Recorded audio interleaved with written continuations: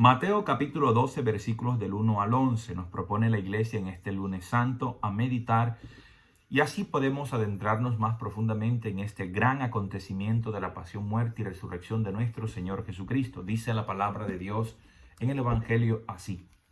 6 días antes de la fiesta judía de la Pascua llegó Jesús a Betania, donde vivía Lázaro, a quien había resucitado de entre los muertos. Ofrecieron allí una cena en honor de Jesús. Marta servía y Lázaro era uno de los que estaban a la mesa con él. Entonces María se presentó con un frasco de perfume muy caro, casi medio litro de nardo puro, y ungió con él los pies de Jesús. Después los secó con sus cabellos. La casa se llenó con la fragancia del perfume.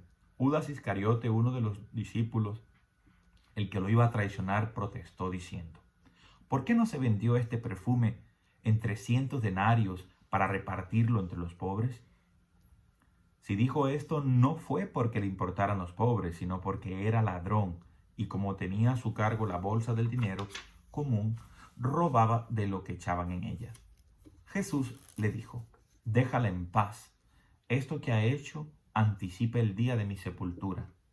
Además, los pobres los tendrán siempre con ustedes, a mí en cambio no siempre me tendrán. Un gran número de judíos se enteró de que Jesús estaba en Betania y fueron allá no solo para ver a Jesús, sino también a Lázaro, a quien Jesús había resucitado de entre los muertos. Los jefes de los sacerdotes tomaron entonces la decisión de eliminar también a Lázaro, porque por su causa muchos judíos se alejaban de ellos y creían en Jesús. Al día siguiente, cuando los muchos peregrinos que habían llegado a la ciudad para la fiesta se enteraron de que Jesús se acercaba a Jerusalén, cortaron ramos de palmeras, salieron a su encuentro gritando: Hosana, bendito el que viene en nombre del Señor, bendito sea el Rey de Israel. Esta última parte, palabra del Señor, gloria a ti Señor Jesús. Esta última parte, los versículos 12 y 13, es lo que se lee normalmente en el Domingo de Ramos. Y esto nos ubica entonces en un contexto y es la proximidad de la Pascua. Lo primero que vamos a analizar, hermanos, para comprender de manera más profunda y detallada el mensaje de la palabra de Dios es un contexto espacio-temporal. Hay una ubicación en el espacio. Nos da un lugar específico. Tengamos en cuenta entonces la primera indicación. Dice que es un lugar llamado Betania, ubicación espacial. Pero también nos da una ubicación temporal. Entonces ya tenemos un segundo aspecto. Primero, ubicación espacial. Segundo, ubicación temporal. ¿Cuál es el espacio donde se desarrollan los acontecimientos que nos narra el Evangelio de hoy? El espacio es Betania. Betania era una pequeña villa, un pequeño pueblo muy cerca de Jerusalén. Pero aquí, al darnos esta información, lo que el autor del Evangelio nos quiere a nosotros transmitir es que mientras Jesús en otros lugares es rechazado, no encuentra acogida, aquí en Betania Jesús encuentra una casa familiar, ese lugar de la acogida. Allí Jesús encuentra simpatía, intimidad, confianza, confidencialidad. Por tanto, Betania representa entonces, amados hermanos, en el Evangelio que hemos escuchado hoy, una familia de Jesús, es decir, una familia de creyentes, una comunidad de discípulos conformado por 3 hermanos. Lázaro, que Jesús le había devuelto la vida; Marta, aquella mujer inquieta que siempre estaba dispuesta a servir, pero estaba dejando la mejor parte, que era escuchar la palabra de Dios; y, por supuesto, María de Betania, que es diferente a María Magdalena. Esta María de Betania ya nos había anticipado en el capítulo 11, en los versículos 1 y 2, que fue esa mujer que derramó un perfume sobre los pies de nuestro Señor Jesucristo. Y hoy vamos a descubrir el sentido de ese ponerse María a los pies de Jesús y derramar su perfume. Entonces, recapitulemos. Una ubicación espacial, Betania, que es el lugar de acogida a Jesús de Nazaret. Es una familia de creyentes. No solamente son hermanos entre ellos, sino que es una familia modelo o ideal que nos presenta el Evangelio, diciéndonos: así como estos 3 hermanos acogieron a Jesús, todo creyente que acoge a Jesús también se hace hermano de Jesús. Era el lugar donde el Señor llegaba antes de entrar a Jerusalén, donde a lo mejor Jesús tomaba los alimentos, hacía una buena siesta, reía, compartía, porque Dios se hace hombre en Jesús de Nazaret para compartir nuestras alegrías, nuestros gozos, nuestras esperanzas, pero también nuestros dolores, nuestras penas, nuestros sufrimientos y aflicciones. Y Betania es ese lugar espectacular de cercanía, de intimidad y de confidencialidad en el que vive nuestro Señor Jesucristo antes de llegar a Jerusalén. Hay un segundo dato que les decía y es la ubicación del tiempo. El tiempo nos narra diciendo que 6 días antes de la fiesta judía de la Pascua, 6 días antes, el número 6 indica lo incompleto. Falta un día para entrar en el séptimo día. Estos 7 días nos recuerdan a nosotros los 7 días de la creación. Dios no hizo el mundo en 6 días, Dios lo hizo en 7, porque el descanso del séptimo día hace parte de la obra creadora de Dios. Dios, descansando, crea e inventa el descanso y el reposo para el ser humano. De esta manera, el evangelista San Juan, al poner la información de 6 días, nos está diciendo que el séptimo día es aquel que va a llevar a plenitud la nueva creación. ¿Y quién hace esa nueva creación? La hace de nuevo Dios Padre a través de su Hijo Jesús de Nazaret, que va a entrar en el reposo de la muerte para levantarse de la muerte victorioso de una vez y para siempre, como un nuevo Adán que trae una nueva manera de ser humano, una nueva forma de vivir la humanidad. Ese es Jesús de Nazaret. Estos 6 días anticipan entonces que vendrá una nueva creación al séptimo día, que será el día del reposo santo de la Pascua, cuando Jesús entra en el misterio pascual con su pasión, con su muerte y su resurrección. Completa la nueva obra creadora de Dios, superior a la primera. En la primera Dios nos crea, en la segunda Dios nos redime, nos da una nueva condición, y es la condición de ser sus hijos. En Cristo todo ser humano ha llegado a alcanzar la plenitud de lo que significa ser hijo de Dios.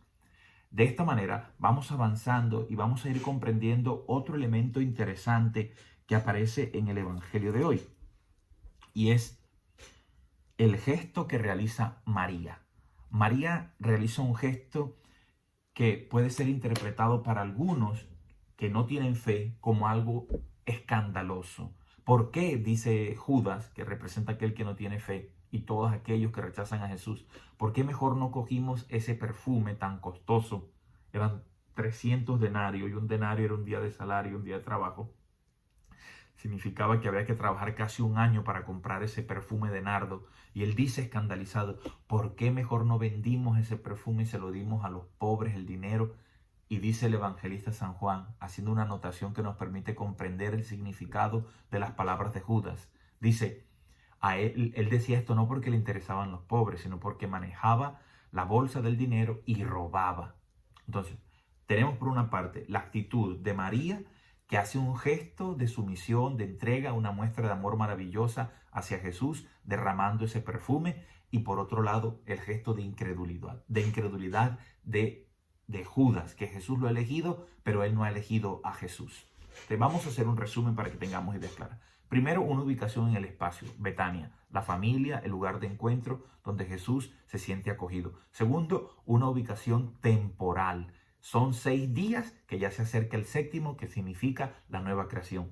Tercero, hay un gesto de María, un gesto de amor y de entrega, de sumisión y de acción de gracias por lo que ha hecho Jesús al devolver la vida a su hermano Lázaro. Y cuarto, está la actitud de aquel que no cree, aquel que está ciego por la ambición, que le parece más importante el dinero que una manifestación de amor y que usa a los pobres para su propio beneficio. Ahora quiero que nos centremos en ese tercer momento, que es el gesto de María, y dejamos allí que te cito el cuarto, que es el rechazo de Judas. María hace un gesto que es un gesto lleno de simbolismo y de una belleza sin igual. No era cualquier perfume, era un perfume muy costoso. Esto significa que cuando uno está agradecido, cuando uno ama a una persona, uno no escatima esfuerzo ni le duele gastar todo lo que sea necesario para hacerle ver a esa persona cuán importante es para nosotros y lo que significa en nuestras vidas. Por eso María está dando gracias. Dice el Evangelio que el contexto es una cena, un banquete de acción de gracias. Existía en la tradición hebrea una manera de dar gracias, se llamaba la cena de ringraziamento en italiano, cena de acción de gracias, Todat Rabbah. Los judíos oraban, le pedían a Dios un regalo, una intervención milagrosa en sus vidas, Dios actuaba y como muestra de gratitud ofrecían una cena. Y esa cena invitaban a los pobres y compartían el alimento con los pobres, pero siempre lo hacían después de recibir lo que pedían. Jesús, antes de resucitar a Lázaro, da gracias y usa las mismas palabras que se usaban en esa cena de acción de gracias y da gracias ante una ausencia, mientras que las cenas se hacían normalmente después de tener una presencia, es decir, después que se tiene el don, se da gracia. Jesús no tiene todavía lo que está pidiendo, pero sabe que el Padre se lo va a dar. ¿Y qué fue lo que Jesús pidió? Que el Padre Dios levante a Lázaro de la muerte. Entonces Jesús da gracias porque sabe que el Padre no lo va a dejar solo. Esto significa que en el fondo del relato Jesús está revelando su identidad y ahora María ha comprendido verdaderamente quién es Jesús de Nazaret. Ha comprendido que Jesús de Nazaret no es un profeta más, es el profeta prometido por Dios. No es un enviado más, es el mismo Mesías, Rey de Israel y Salvador del mundo entero. Y aún más, María ha comprendido al escuchar la palabra de Jesús que Jesús es la palabra misma hecha carne. María ha logrado comprender que Jesús es el Hijo de Dios y a la vez es aquel esposo que quiere ahora tomar como esposa a la nueva Israel que es la iglesia y a la humanidad misma. Por eso, el hecho de que María derrame el perfume es una manera de expresar esta gratitud ante el esposo en sentido espiritual y también el hecho que se describa que ella se toca el cabello y se lo descubre, siempre la mujer llevaba un manto y lo pone a secar con su cabello los pies del maestro, es un signo esponsal. Era permitido solamente a dos tipos de mujeres mostrar el cabello delante de un varón en la sociedad antigua de esa época de Jesús. Una, la mujer lo podía hacer delante de su marido. Y dos, si se trataba de una prostituta para seducir a un hombre. En este caso no es una prostituta, sino que María con este gesto está revelando un gesto de esponsalidad espiritual. María está viendo en Jesús el esposo de la humanidad que la quiere tomar entre sus brazos para llevarla a una humanidad renovada, a una humanidad donde ya los hombres no van a vivir del odio, del resentimiento, del rencor, de la rencilla, sino que la preocupación más importante de los miembros de esta familia del Hijo de Dios es el amor a Dios que se manifiesta en el amor a los hermanos. Ese gesto de María, pues, es un gesto también de una que se siente esposa de Jesús y que ella ahí representa a todos los creyentes, a toda la iglesia, a este nuevo pueblo que Dios ha elegido. Qué bello signo. Este perfume que se esparce es la vida misma de Jesús que se ofrece como el aroma agradable que trae el amor al mundo para ser una humanidad renovada, una humanidad completamente nueva. De allí que Jesús diga, déjala en paz cuando Judas protesta que porque hace este gesto. Dice Jesús, con eso está anticipando mi sepultura.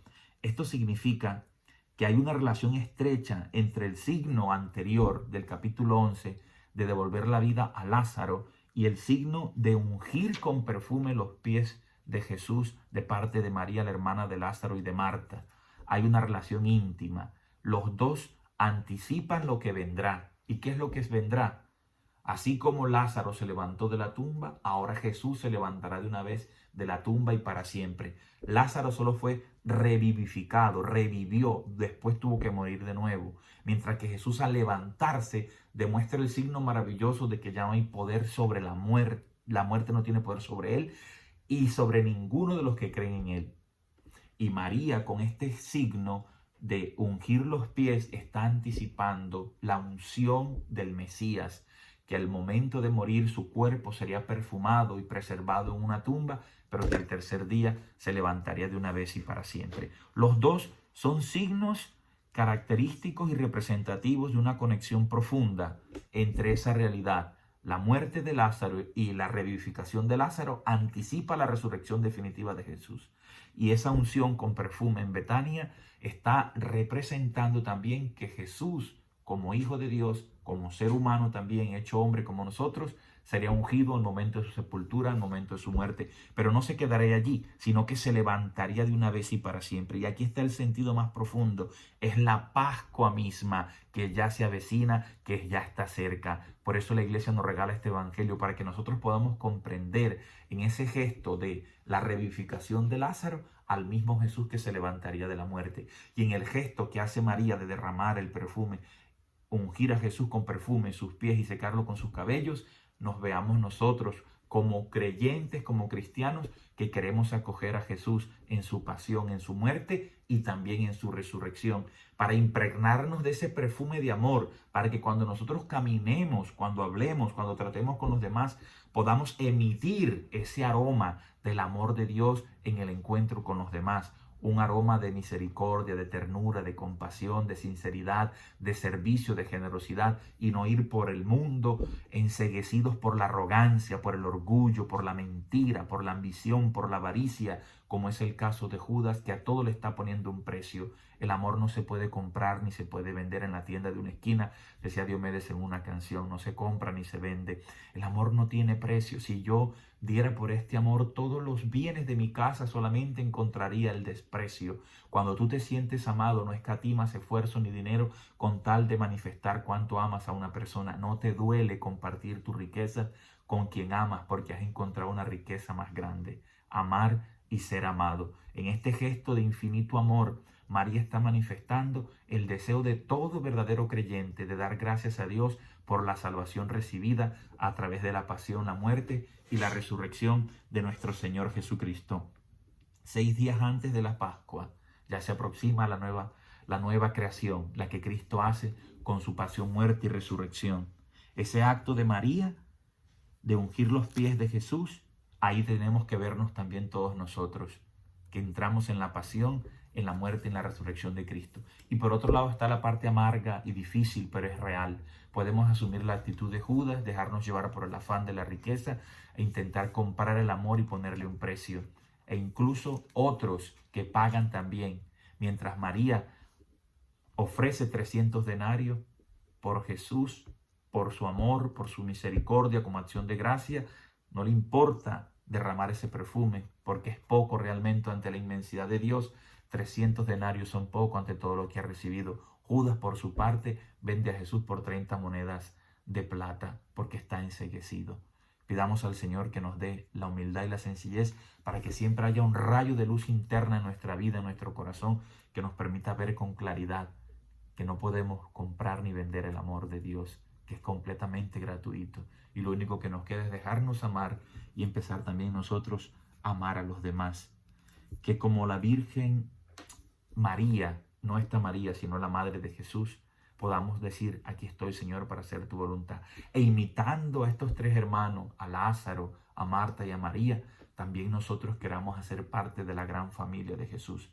Cuando una pareja de recién casados conformaba una familia, llevaban al novio a la casa de la novia para decir: eres bienvenido y te conviertes en un hermano más. Y lo mismo hacían, llevaban a la novia a la casa del novio para decir: bienvenida, tú eres miembro de nuestra familia. Jesús, al entrar en su pasión, en su muerte y luego en su resurrección, está creando la nueva familia, la familia de Dios, la familia de los verdaderos creyentes, que anticipa entonces Betania a la iglesia misma.